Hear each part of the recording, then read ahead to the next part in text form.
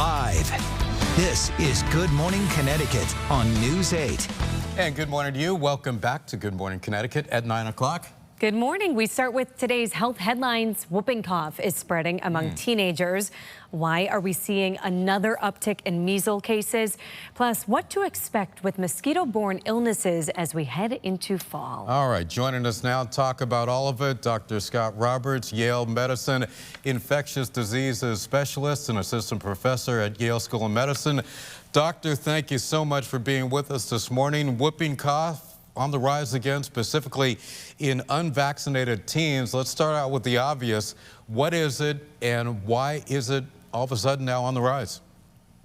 Yeah, whooping cough's caused by a bacteria called Bordetella pertussis. This causes a characteristic whoop sound when trying to breathe after coughing, mainly in young children. There's been a fourfold rise this year compared to last year, and this is really due to teenagers right now.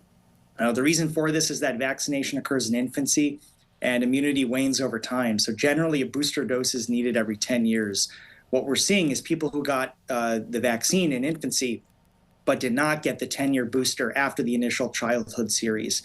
So this is preventable. I encourage everyone to double check when they last got the pertussis vaccine. It's usually packaged in combo with tetanus and diphtheria, sometimes called Tdap.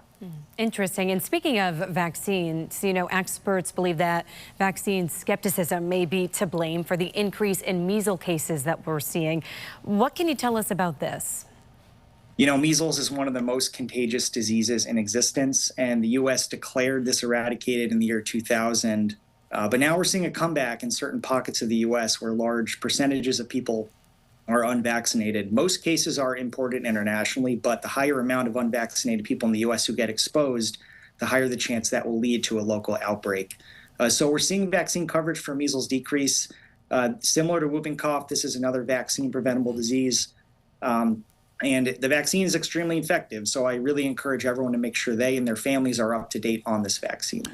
Doctor, we've heard a lot, and there's been a lot of concern about mosquito-borne illnesses. In recent weeks and months, EEE certainly comes to mind. Does this typically slow down as the weather starts to cool down a little bit, or is this a year-round issue we're going to have to deal with? Absolutely, this should slow down soon. This summer, we've seen increases in West Nile, and as you mentioned, EEE, or Eastern equine encephalitis, has been found in the region. These are all caused by mosquitoes. And while most people do well and recover without any long-term problems, if severe disease does occur, there's really no good treatment. So really the best treatment is prevention. So not getting bit by the mosquito to begin with. So I encourage everyone to do what they can to prevent mosquito bites. And that includes wearing long sleeves, using insect sprays, and making sure there's no standing water around.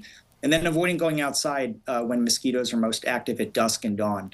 But mosquitoes can't survive the cold temperatures. So I really expect these diseases to decrease really inevitably once winter hits. Yeah, so when we get that first frost, we're going to be in better shape, right? Absolutely. All right, Dr. Scott Roberts with Yale Medicine, thank you for your time this morning. Thank you.